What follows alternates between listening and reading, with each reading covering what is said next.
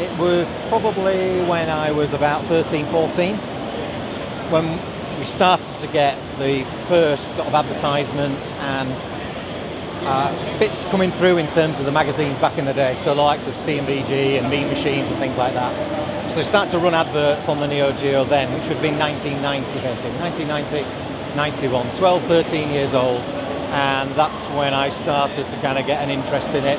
What's this console, what's this arcade perfect console that's coming from Japan, and looks fantastic, and you know, everything else at the time pales into insignificance, I guess, at that time compared to the Neo Geo. So I'd graduated from an Atari 800 XL, believe it or not. That was kind of my first computer, and then I'd gone to get an Atari ST, and yeah, the next console after that, which wasn't the Neo Geo, would have been the Super NES. But around that time, I had the Super NES, but then I also managed to buy a Neo Geo at that time. Yeah. So I was saving up for one.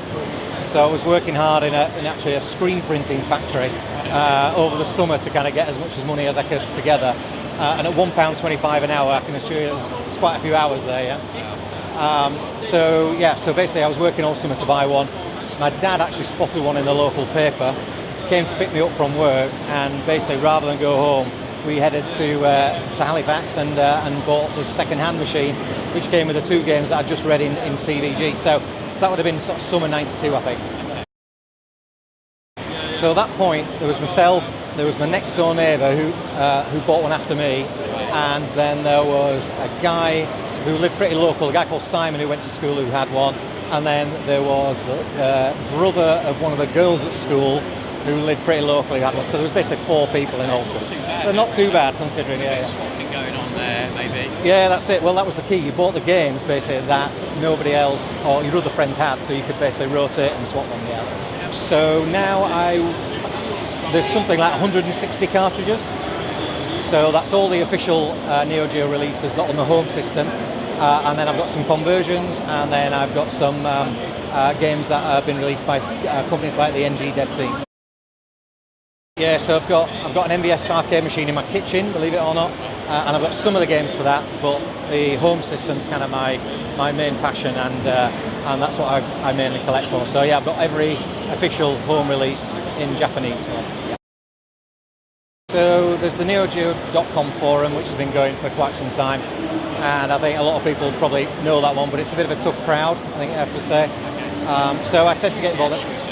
Enthusiasts, yeah, you could say that. So I tend to go on there. There's a few Facebook forums, and there's some of the other kind of online forums that I frequent, but I guess NeoGeo.com tends to be where I go, and some of the guys on there have been involved in the Neo Geo book as well.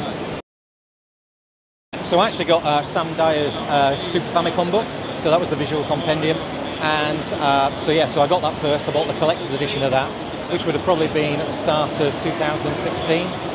So I was flicking through that, and I just thought it was fantastic, actually. I just thought, this is great. There should be a Neo Geo version of this. The quality was fantastic. I know if you know Sam's work, it's really well crafted.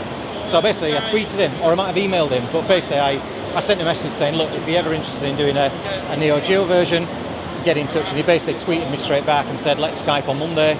That was May 2016, and the rest is history, I guess. Approach then, really. That was the way. Yeah, so I just thought, let's replicate what's been done with the Super Famicom book, and that was the original intention. What we thought was, let's do all of the box art. So obviously the Neo Geo games, the big cartridges with a fantastic box art. Let's do that. But what we found was that once we started to kind of develop the project a little bit more, and once we started to engage with SNK, we wanted to make it a little bit broader. So we broadened it out to include things like the pixel art, the other artwork that surrounds Neo Geo, and things like the literature and publications, and of course the history. So the project kind of broadened out. I can indeed, yes. So this is the collector's edition. So it comes in this really quite fancy slipcase, and then if I just take this version out, and so inside the front cover of the collector's edition, you have the posters. So there's 5 posters in there of Neo Geo artwork, and that's integrated into the sleeve. And then just taking you through kind of the book, we start with pre-Neo Geo actually. So we start with the early years leading up to the Neo Geo in 1990, Then we start with quite a detailed history section, so really quite researching that in some detail and got the kind of definitive history. And then we move into the hardware, so we got some of the MVS stuff, we've got the cartridges, the software if you like, taking you through all of that, so CD systems, the Neo Geo deck or the room amusement system, and then we got the box art, so a selection of fantastic box art on the home system, or AES as you say, CD. So all of these are mine, yeah. So some of the hardware isn't. So we brought in a guy called Brian Hargrove and another guy called Massey Macri. So we took some of the hardware from the USA, but the majority, certainly all the software in here of the home system, the CD is mine. A chap called Garen Tungate supplied the pocket games, which is great. So thanks to Garen for that. And then we got things like concept art. So when the SNK designers were developing the concepts really in terms of the character design. Then we've got more of the pixel art, which is kind of Sam's real passion. And then taking you through in terms of the literature. So, you know, the publications of that time, including things like the fanzines. And then moving on from there, some of the publications like Neo Geo Freak magazine, some of the publications that were only available in Japan, so newsletters of the day. And then posters, flyers, and then things like the Neo Geo World. So in Japan, Neo Geo just wasn't kind of just a system. You know, they had entertainment, they had theme parks, they had bowling centres.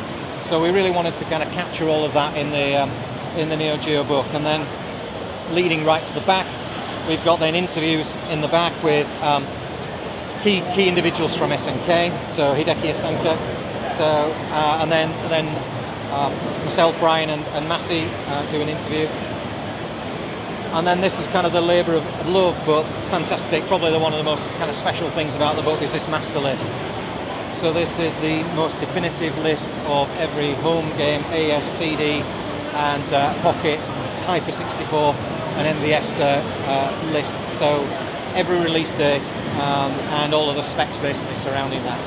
So that's so I would say that kind of rounds off the book. So it weighs in at 2 kilos or 2.5 kilos with the slipcase. So it's a fairly weighty tome.